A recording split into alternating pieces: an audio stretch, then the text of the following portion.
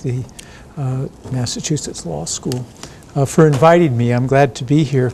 Actually, I should say, this part of Massachusetts, although I'm a Californian by birth, though I've lived a long time in New York now, this is where I did my research as a graduate student. I did a book called Toward an Urban Vision, was built on my dissertation, and the first couple of chapters of that are about the early industrialization of Lowell, Massachusetts.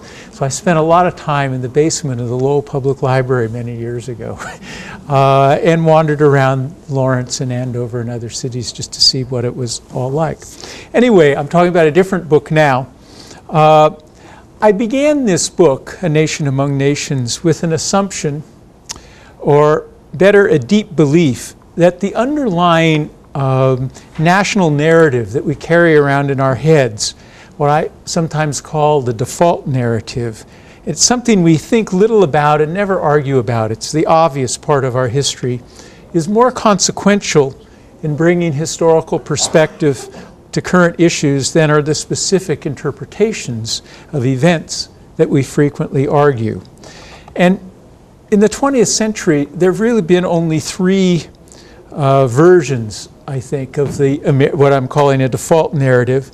The first one is associated with Frederick Jackson Turner, the so-called frontier thesis. Then there are the economic interpretations of American history from the Progressive era, particularly associated with Charles Beard. And then there's the so-called consensus interpretation that is associated with the 1950s and historians like Daniel Boorstin.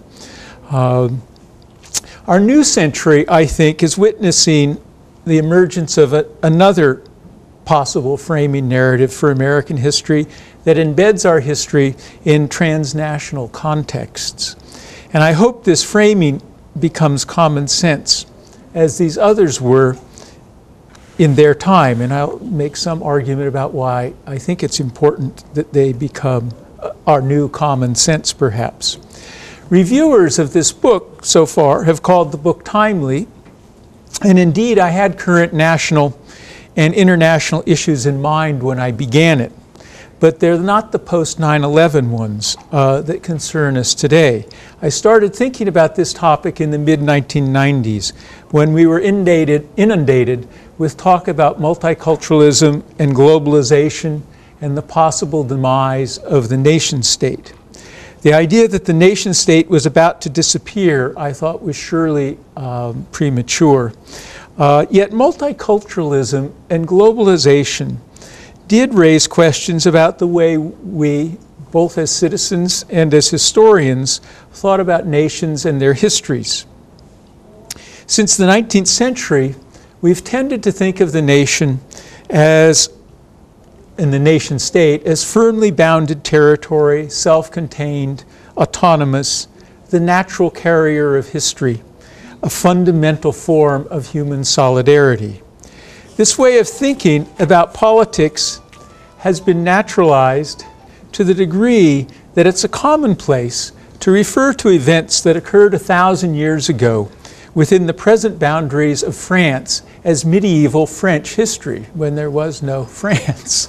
But that seems like a plausible way to talk about things. Anyway, I think that reminds us that the nation state is really a very modern invention. It's a couple of centuries old is all. History goes much, much, much longer than that. So my initial insight as I began thinking about this topic was that a national narrative ought to acknowledge that the nation was constituted by, or somehow the sum of, a number of histories. Histories that are both larger than the nation, and I use the globalization talk of the 90s for that, and smaller than the nation, which was much of the multicultural talk when people are talking about histories of particular, what were often called identity groups and identity histories and identity politics. I wanted to figure out how you put these things together to constitute the nation, both as history and how it actually works in actual experience.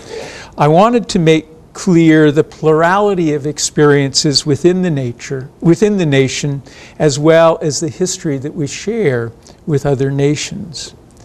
By the time I got well into my research, the project's public significance changed a bit. Globalization and multiculturalism talk was replaced by the war on terror and a resurgence of the rhetoric of American exceptionalism. Although I had thought the idea of American exceptionalism had been deposited in the dustbin of history in the 1960s, it immediately became clear to me that the book I was writing, besides talking about multiculturalism and globalization, spoke directly to this ideology of American exceptionalism and the danger its resurgence posed, not only for national self-understanding, but also for our relations with the rest of the world. At the same time, I got a clearer idea of what exceptionalism was all about. It's not just an ideology of superiority or the issue of uniqueness.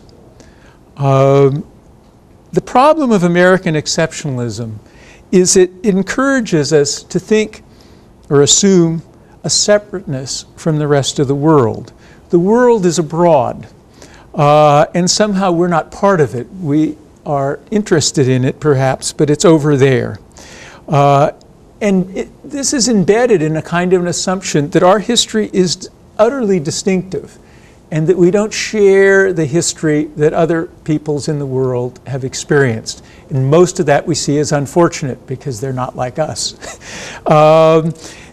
The world, in other words, is other than us.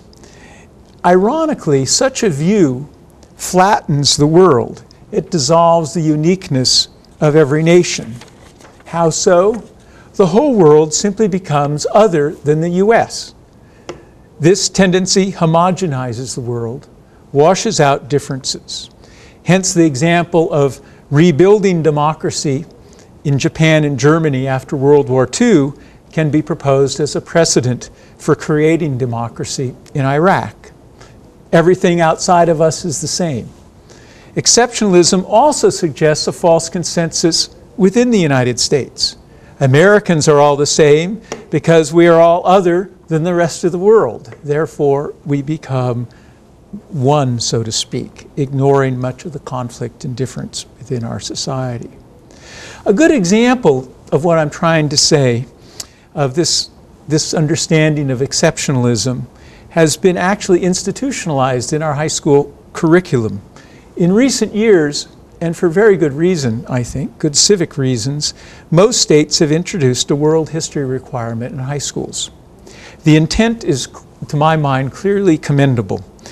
As communications shrink the world, our youth need to know more about foreign cultures, to say nothing of the origins of the students with whom they're sharing classrooms, many of whom are immigrants or the children of immigrants. Where did they come from? But in practice, this new requirement tends to undercut its own purpose of encouraging a more cosmopolitan outlook. The world history courses rarely include the United States. And in some instances, the regulations for the state of Texas explicitly forbid mixing American history and world history. And American history rarely includes the world. The unintended result is that this reinforces the notion, exactly what the curricular change was trying to overcome.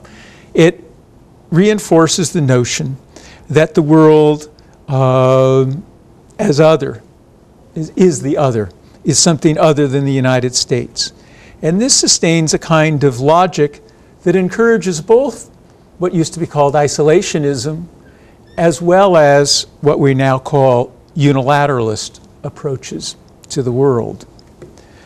I should note, before getting into some of the substance of my argument and a couple of examples, that along the way I discovered predecessors, people who had thought about American history this way long ago. They anticipated me by a century. For them too, globalization talk was the prompt. And I should note that by all measures, whether the movement of peoples or capital, that is foreign investment, the 1890s experienced more of what we call globalization than did the 1990s. Americans then believed that new forms of communication and transportation made the world smaller.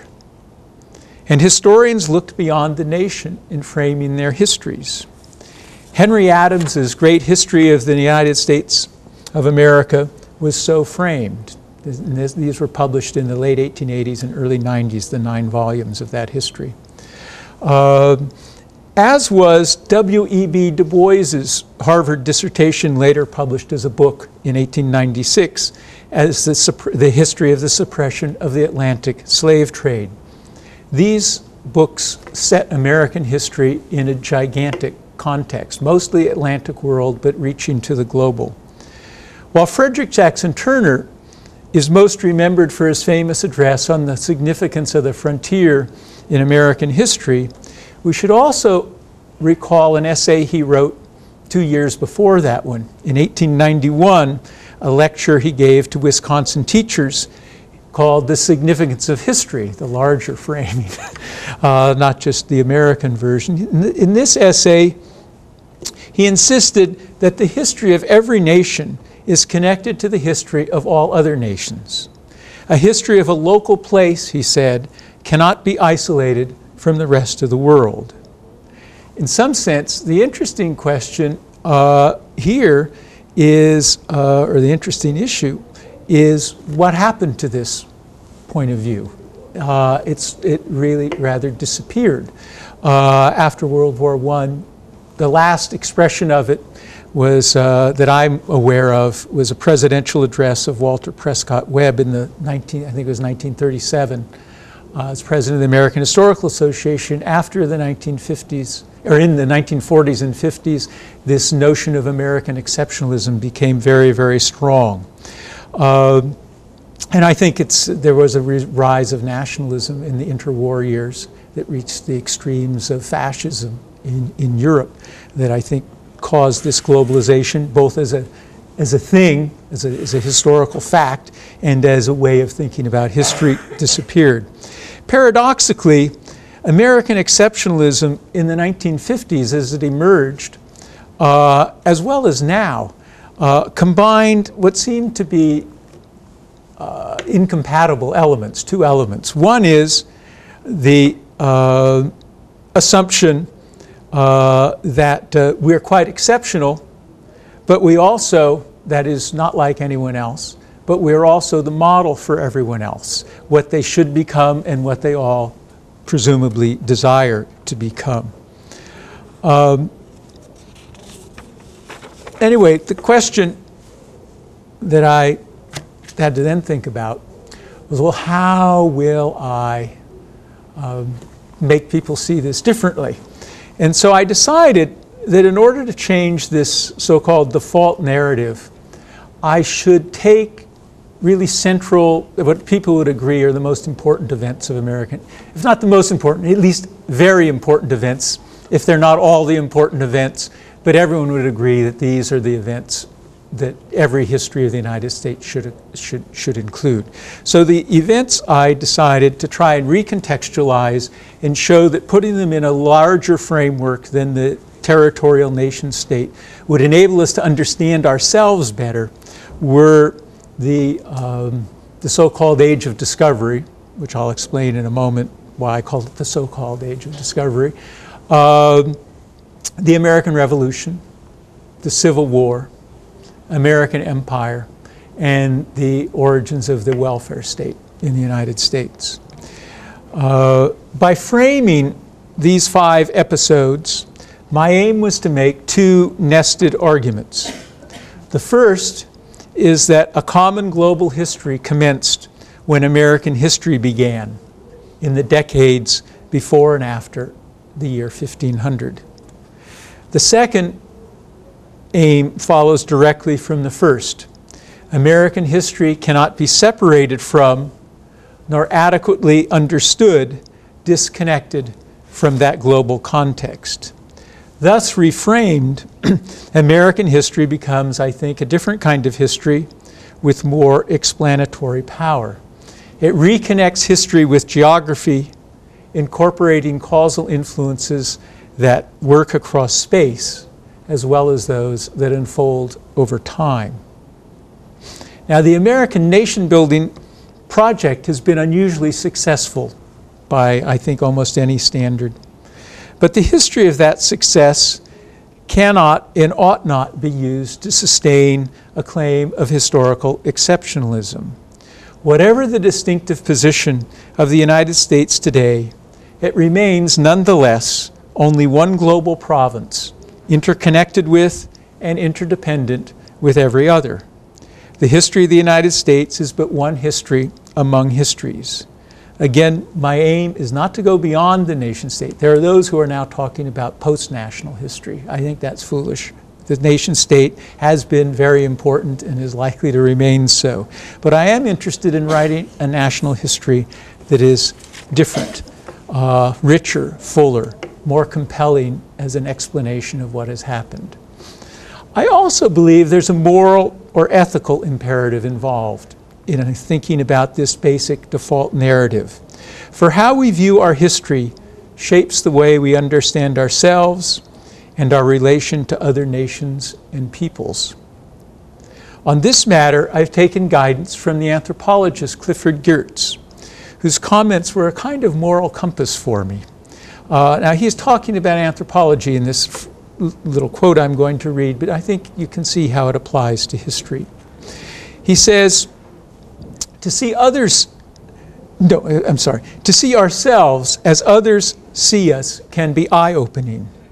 To see others as sharing a nature with ourselves is the merest decency. But it is from the far more difficult achievement of seeing ourselves amongst others as a local example of the forms of human life locally taken, a case among cases, a world among worlds, that the largeness of mind, without which objectivity is self-congratulation and tolerance a sham, comes.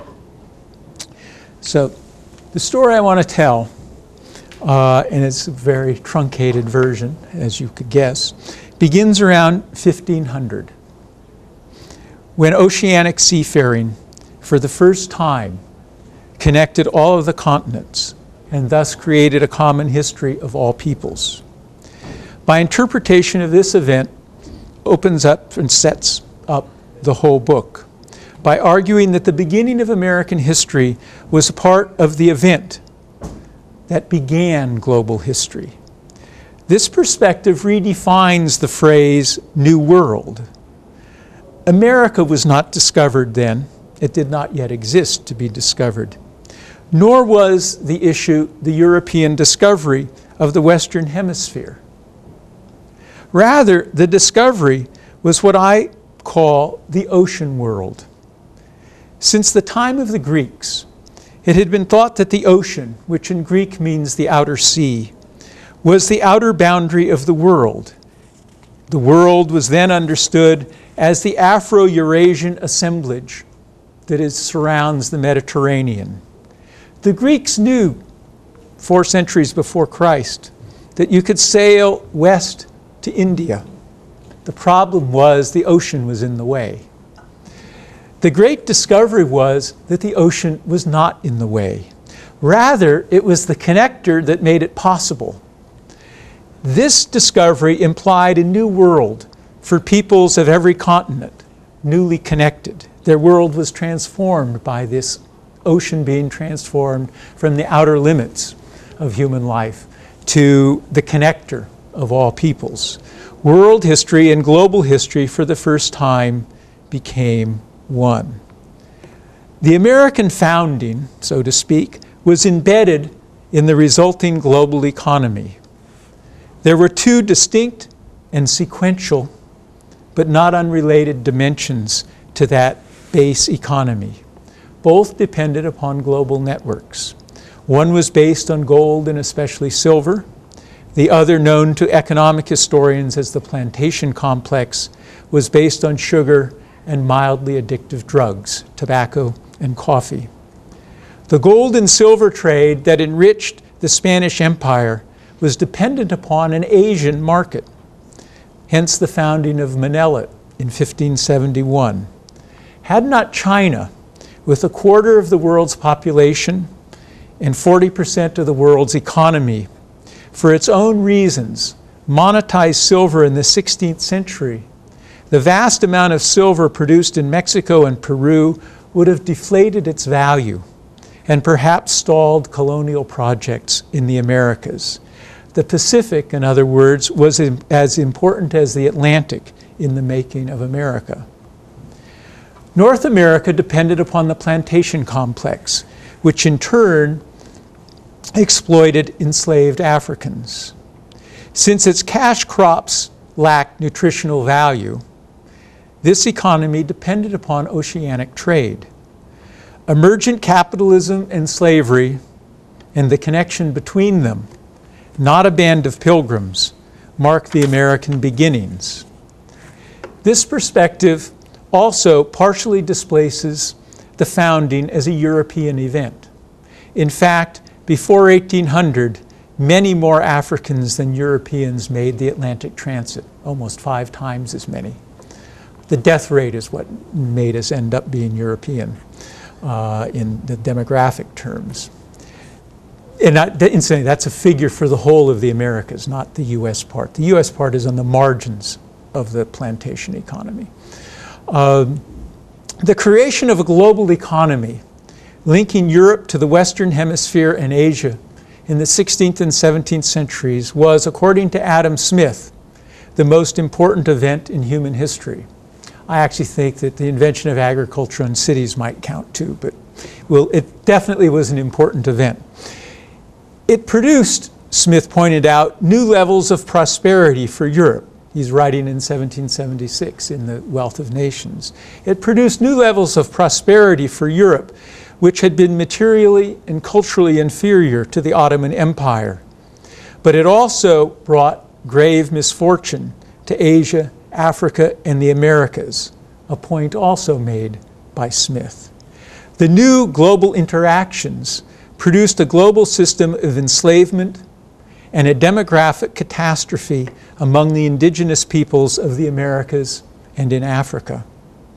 Thus, while the American founding was not without the oft-rehearsed aspirations for religious freedom and to extend Christianity, utopian ideals, and the ambition for economic opportunity, it was also a story of death, slavery, exploitation, and the construction of racial identities. The global competition among the empires that were established in the 16th century and 17th century provides the context for the American Revolution in the 18th century. This rivalry produced what one historian of Britain has called a fiscal military crisis. The cost of empire forced imperial reform. We know the story. Tax the colonists and tighten up administration. The result we also know, American resistance. What is missed in this account is that the Spanish, Portuguese, French, and Dutch empires all undertook similar policies for similar reasons, and everywhere there was revolt. What was distinctive was the particular and European political ideology of the American revolt. The successful Haitian Revolution, which we tend not to think about much, was also based on French Enlightenment ideas. By contrast, the failed rebellion, although it was a near miss, the failed rebellion in Peru was driven by indigenous Incan political ideas, more communal than the liberal ideas of the European Enlightenment. Taking a cue from James Madison, a comment James Madison made in the Constitutional Convention, my take on the revolution extends its chronology and its geography. Its immediate and essential context was the global war between France and England that used to be called the Great War until World War I got that title. But this war between these two European powers, imperial powers, lasted from 1689 to 1815 with periods of interruption. The American Revolution was an episode in that war, and I don't think it can really be understood outside of that context. French resentment over Britain's overwhelming victory in the 7 Years' War, or our French and Indian War, brought and absolutist European monarchy into alliance with American republicans. Like the 7 Years' War, the War for American Independence was a global war. The French had no specific North American objectives, save for weakening its enemy, Britain. They did not want Canada back. Rather, they hoped to regain trading posts in Africa, that is, slave trading posts in Africa, and a trading post in India that they had lost in the 7 Years' War. Global issues and strategies were also decisive for the development of the new nation. One key example is the emergence of party politics, political parties. These were not envisioned in the Constitution, and their emergence was largely the product of American division over the continuing wars between France and England. We often see it as a matter between Jefferson and Hamilton over the bank and fiscal policy. That was an issue between them, but it was not nearly so significant as the position of Hamilton favoring Britain and Jefferson and large numbers of people on both sides favoring the other country. The fall of the Bastille, which we don't often connect in this context, occurred 4 months after Washington's inauguration, almost to the day. That, along with the Haitian Revolution in 1791, had profound consequences in shaping political conflict during the first 4 American presidencies. The partisan political passions of the early republic were so severe that many feared the nation would dissolve. They ended these political conflicts only when the international war between France and Britain ended, resulting in what the historians call the era of good feelings. Somehow we have this notion that the politicians decided to stop fighting with each other, and they were in this era of good feelings. There was a reason it became an era of good feelings, and it had to do with the international context. With the end of the Napoleonic Wars, the nation was more secure, internal conflict ended, economic development accelerated, settlers moved west in rapidly increasing numbers, and a new sense of nationalism emerged, and a sense of control over their destiny, which they did not have until 1815. They were trapped between France and England. So the war, this great war that made independence possible, had to end before independence became real in terms of the ability of the new United States to govern itself effectively in the world. I'll say something about the Civil War, which is, I suppose everyone believes, is in some sense the moral touchstone of American history. But it too was part of the larger history of the invention of the modern nation state. The immediate context for the Civil War, and particularly for the Republican Party, were the European revolutions of 1848. Abraham Lincoln watched and admired the European liberals who were forging a link between nation and freedom. That's exactly what the Republican Party proposed to do. He also absorbed their redefinition of the meaning of national territory, demanding homogeneity within territorial borders. That new understanding of the nation transformed the political meaning of slavery and established the logic of Lincoln's famous House divided speech. The House, in fact, had always been divided. There were compromises in the Constitution itself because it was divided. And maintaining political stability had been a matter of continual negotiations, the various compromises, the Missouri Compromise, the Compromise of 1850. By the 1850s, though, somehow you couldn't compromise anymore. The nation had to be one thing or the other, Lincoln said. And I don't think we can quite grasp the passions of Lincoln as well as ordinary soldiers without taking account of the ideals of 1848 and the novel understanding of the nation then in circulation around the globe. For European liberals, on the other hand, to reverse the mirror somehow, including John Stuart Mill, Giuseppe Mazzini, Giuseppe Garibaldi, The American Civil War was a central episode in the history of liberal reform. This comes through very clearly in John Stuart Mill's autobiography, which he's writing during the course of the Civil War, and he has a whole chapter about the American Civil War and what it meant to him. New understandings of nation freedom and national territory were played out not only in Europe and America, but ultimately on every continent. The crisis of union in the United States was part of a larger federative crisis, from Argentina to Japan, from Germany to Siam, from the Russian and Ottoman empires to the Habsburg. All were recalibrating the relations between local and national authority. In most cases, war was part of the story. The Civil War was not unique in that, and so was emancipation. While the United States emancipated 4 million slaves, 40 million serfs were freed in this era. Nation-making was a global phenomenon with many different local variations. About empire, I want to make only 3 quick comments, as it's a long and complicated story, but I summarize grossly here. First, the American experience has been one of empire from the beginning, from the first landing of Europeans on the continent. And it continues. There's people, until very recently, there's a lot of positive talk about empire these days. But until very recently, no one was willing to claim America was an empire or should be one. And it was generally denied, but the only way you could really deny it was to deny that there were Indians there and that we took half the nation of Mexico through conquest. If you put those in the equation, and then there's 1898, well, we say that's the great deviation. It was unique, it was not a part of our tradition. It's interesting, the person in some ways who was most central in that, Theodore Roosevelt, who was Secretary of Navy, sent the fleet to Manila. In 1900, he wrote a new preface to his 6-volume history of the winning of the West.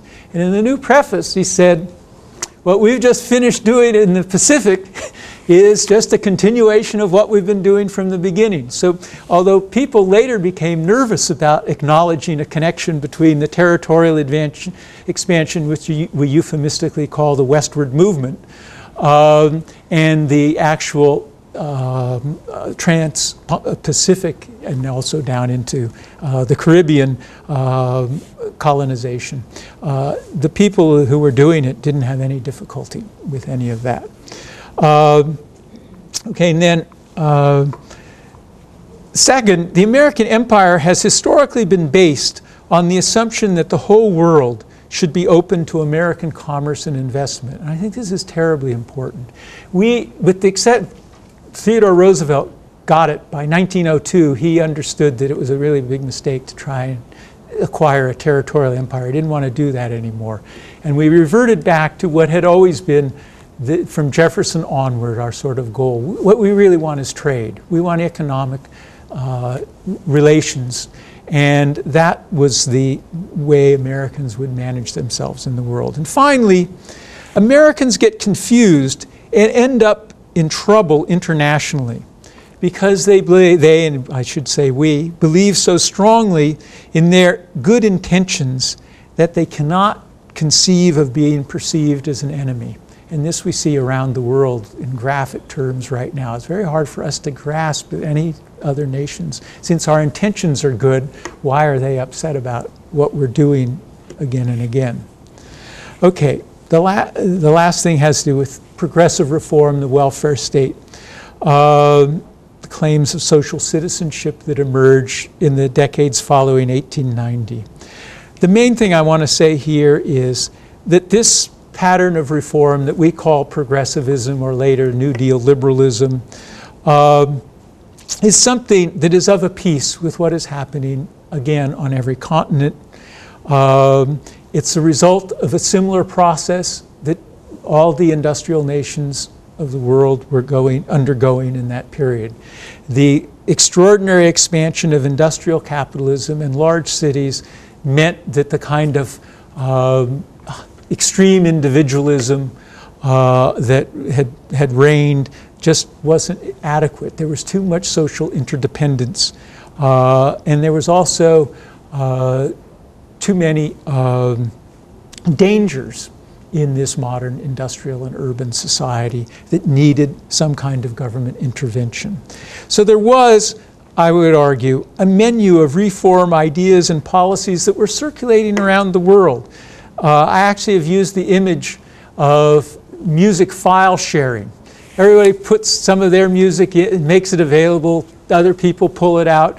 There are all kinds of instances where you see this going on. It's true that certain national experiences and intellectual traditions contributed more than others, but Chile, not a place you would think of as a major place for this sort of reform to be so notable. They got so many requests from European countries about what they were doing in terms of worker safety and other kinds of benefits for the laboring classes that they decided to print up a 3-volume compendium of the things they were doing, so they didn't have to do it each time.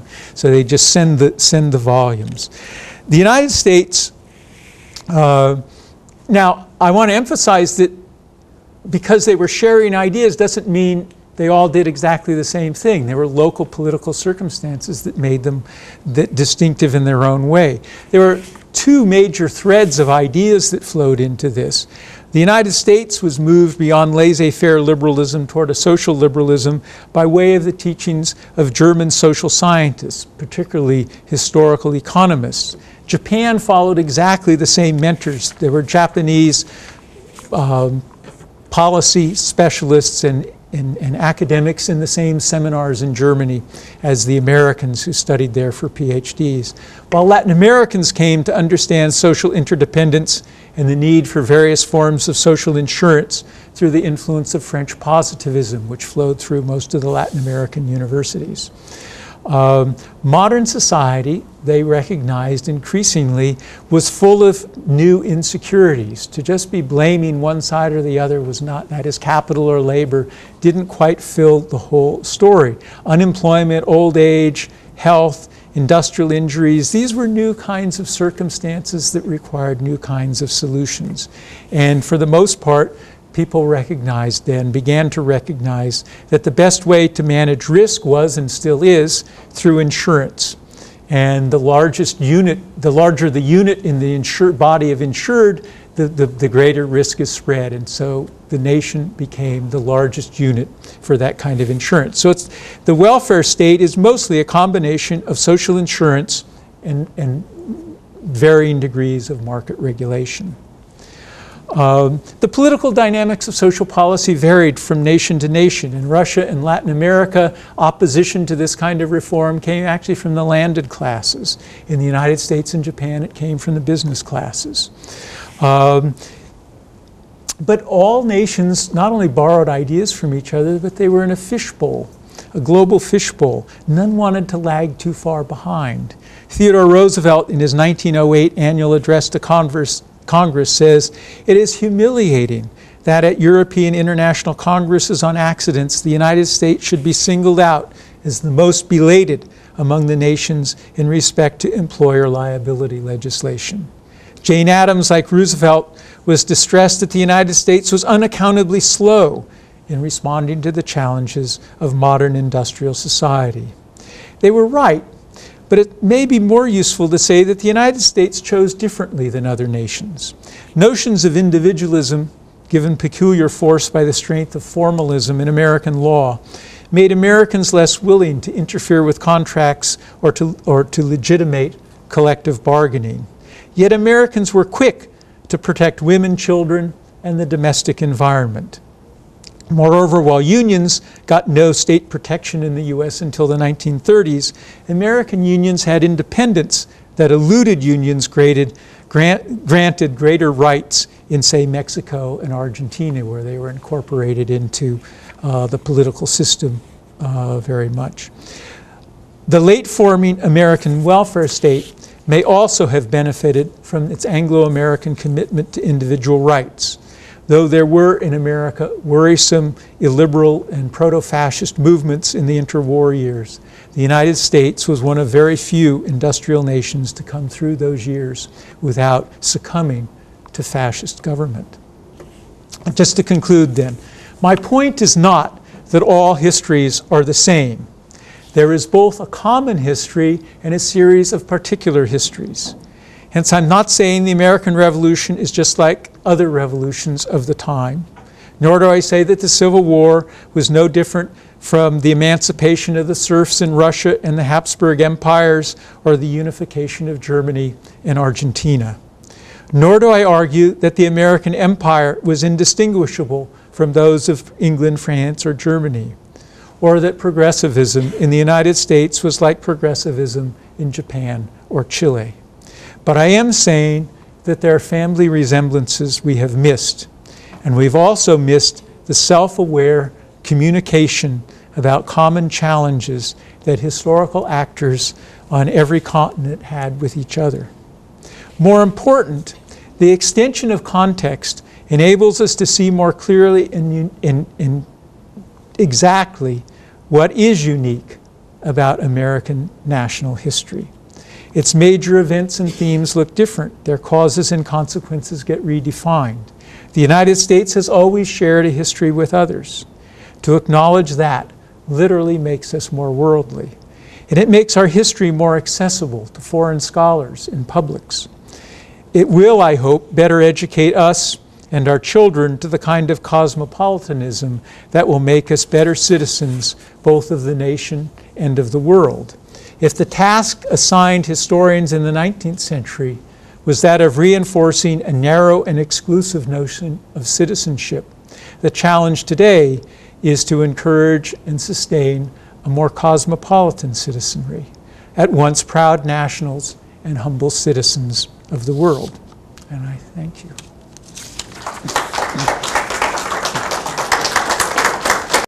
As you were talking tonight, I thought about India and China. And I raise that because you've been describing taking a long world view, and the images that come to mind are small countries like Portugal, Spain, England, the Netherlands, moving across that ocean of communication, becoming extremely powerful and important nations, maybe tied in with nation building, perhaps mercantilism, capitalism, going across a relatively small ocean. Then I'm thinking about those two deep, historically deep cultures, China and India.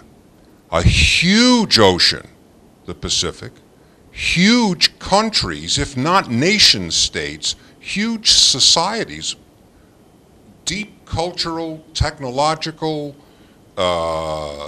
achievements, and yet we don't see, at least I don't see in my lay attitude, sort of that driving out over the Pacific, trying to move using their ocean as a way of moving forward. And I'm wondering if you could just offer a sort of a, you've talked about much of Europe and the US. What was happening in that other part of the world where we had societies that were just as deep and had just as many treasures? What was the philosophy and point of view there?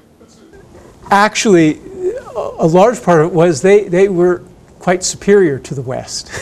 I think that the Western Europeans made the move they did out of a sense of their dependency and to some extent inferiority to these empires to the east, which had all the riches and had all the luxuries. That basically, when this earlier world, before the ocean was discovered, it was a huge trading thing, and the profits of trade came from bringing luxury items from the east, from India and China, to the west. This is what made Venice what Venice is, this unbelievably rich place that is, it's a beautiful thing to watch its multi-century death continue.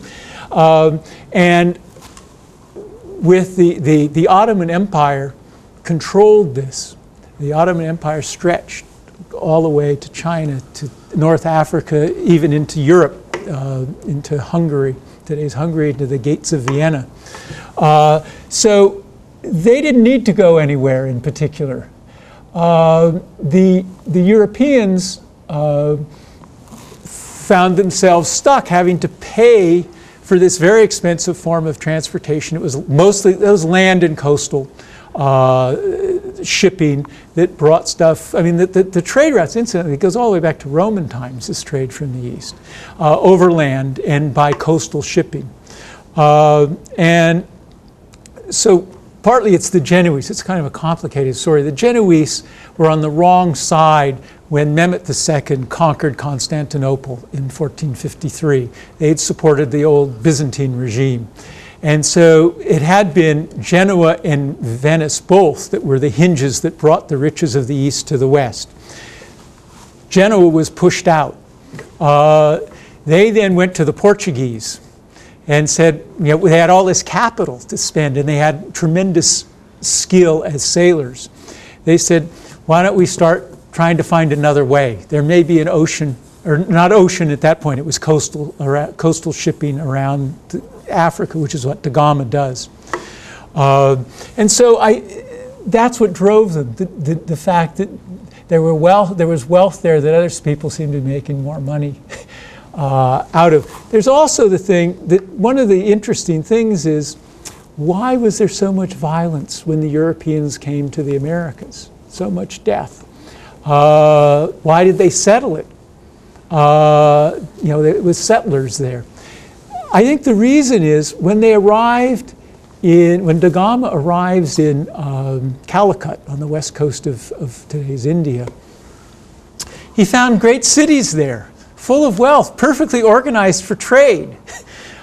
In fact, he was greeted by a Muslim, an Arab trader who spoke sort of garbled Spanish, that he was a part of this trade network to the West. A few days later, he met a Polish Jew who spoke several languages, Polish, what were they, Venetian, Spanish, some Arabic. So they were going to a known place then, and it was highly developed. These are not people to conquer. These are people to make a deal with. And they knew how to make a deal, and they had products that were of great value.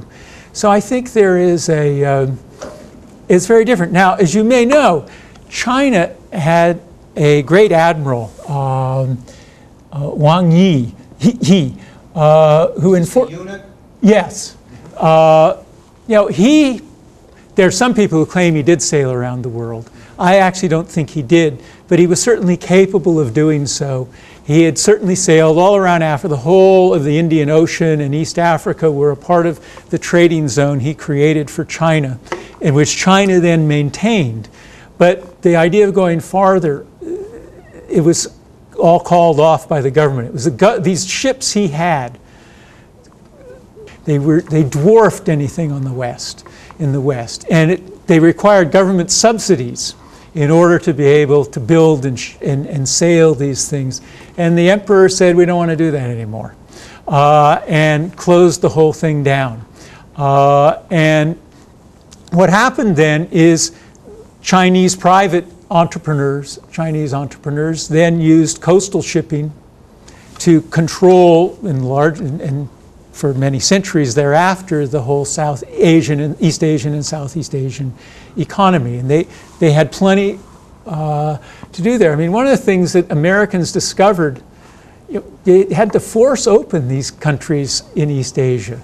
Perry goes to Japan, to so-called open Japan. Of course, Japan had actually been open since the Dutch arrived there in the 17th century, but they didn't think the West had anything worth trading for. And the same with the Chinese, the same with the Koreans. They didn't have the same thing. So I guess I just go back, there's a certain sense that the Western Europeans, it was their sense of weakness and not having certain things that they wish they had, but which other people had. And, well, just as a final thing, there's at least one significant argument out there that the great burst of development, intellectual, economic, and everything else that is going on there, may well have been subsidized by the investment that Europe made in this slave economy. That produced a level of economic development that really pushed them ahead of China. It's actually a Chinese historian, a man named Kenneth Pomerantz, who made this argument. You said North America's cash crops were not nutritional. Was one of them tobacco, and where were we on the rung, if it was, where were we on the rung of the ladder for supplying the rest of the world? I don't know real figures, but I think we were quite significant in the tobacco part. I think we were not in the other two. The other two, sugar, was really Saint-Domingue, but the West Indies in general. It was one of the reasons why it was such a blow to Napoleon to lose Saint-Domingue with the Haitian Revolution. And in fact, Jefferson, who never reconciled himself, refused to even use the word Haiti, and actually wanted to ban, he put an embargo on any trade with Haiti after the Haitian Revolution. Nonetheless, Haiti gave him his greatest triumph as president. It was because of the Haitian Revolution that Napoleon decided to unload the Louisiana Territory.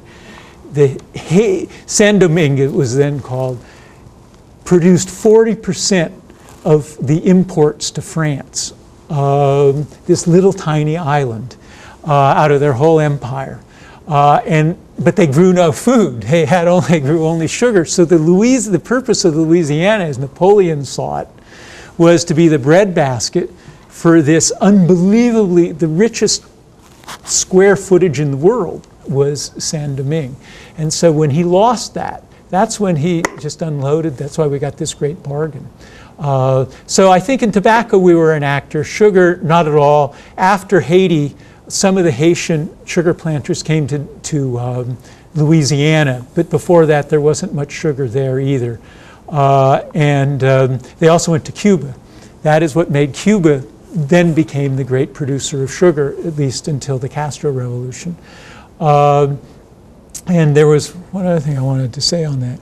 Oh, just as a really important thing, although slavery and the plantation history of plantations is quite central to our history, in the larger story of slavery and plantation architecture in the new agriculture, I should say, in the New World, we were small potatoes. But it was that made the whole system work. New England was involved with the shipping, the slave trading, and New York was very involved with the insuring and things like that, which is what accumulated New York's capital that established the New York banks. So everyone was involved in it, but compared to the Caribbean or Brazil was the first great profitable place in sugar. That was where the action was. So it's really important for us to remember that the same institution can be important for us, even though in the larger economy of the world, it actually wasn't so important. And the South discovered that in the Civil War when they thought cotton would make the rest of the world support them because they needed cotton in the English mills. I wonder if you could address what I would think of as a question about education, let's say in the thousands of American public high schools, in the political and historical context. Specifically, the nation states have known, as you've written and said, that the teaching of national history is an important reinforcement of the nation state and the creation and sustaining of a national identity. And so it forms a nice positive feedback loop. You turn out a citizenry that's imbued with national history, and they become more nationalist, and they see the world that way.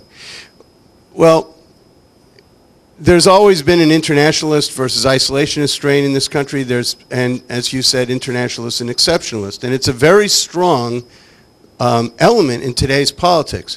How do you see people who would change the approach to teaching history in most of our nation's high schools in light of today's political battles, and what do you see as the prospects, tactics, suggestions you might have for doing that? I do believe that, well, as I ended it, I think it is possible to have, we haven't tried this yet, but does national identity have to be the singular identity that we have? Can we also identify with, well, both smaller groups, as ethnic groups have historically done in our country, without compromising our commitment to the nation as citizens? Can we be citizens of a nation and still have larger sorts of commitments, what I'm calling a more cosmopolitan thing? And I don't know what all goes into that, but I do notice, for instance, it used to be very few nations would allow dual citizenship. One of the things that's been happening over the last couple of decades is much more international acceptance of dual citizenship. If you wanted to be the citizen of country B, you had to give up your citizenship in country A. Now it's no longer a zero-sum game in increasing numbers of nations.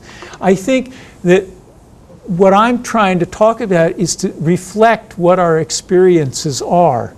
And our experiences are now not so fully contained in the nation. And I see the history as it's presently being taught as behind the time, not really representing the way we are living.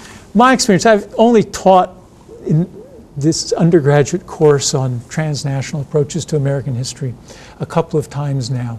But I find that young people really respond to it. Some of them are children of immigrants, and they really respond to it. Somehow they can begin connecting their different parts of their life in thinking about it that way. But even though they don't know very much about it, they somehow believe, at least this is my impression, that it's a part of them, that it's available to them. It should be available to them. I didn't grow up that way. To me, the world was very far away. It was inconceivable that I would ever go to any of these places or anything like that. And I think that there is this assumption, there is a kind of global youth culture that they may or may not participate in, but they know it's there. And I think that my experience has been that they like it. In fact, it was 2 years ago last time I taught this course. And the first couple of weeks were kind of rough. They weren't buying it at all. Then suddenly they got it. Why, I don't know. Then they said, why have people been hiding this from us all the time? So we were allies, that I'd exposed a conspiracy as far as they were concerned. And then it really took off. And I think that they're prepared. I think that our society should care more and give more respect to both the students and the teachers in our schools. You know, there are many bad things going on in our schools. It has a lot to do with money and other things, not necessarily ill will. You know, it's sort of, people lose, both the students and the teachers can lose, you know, faith in themselves.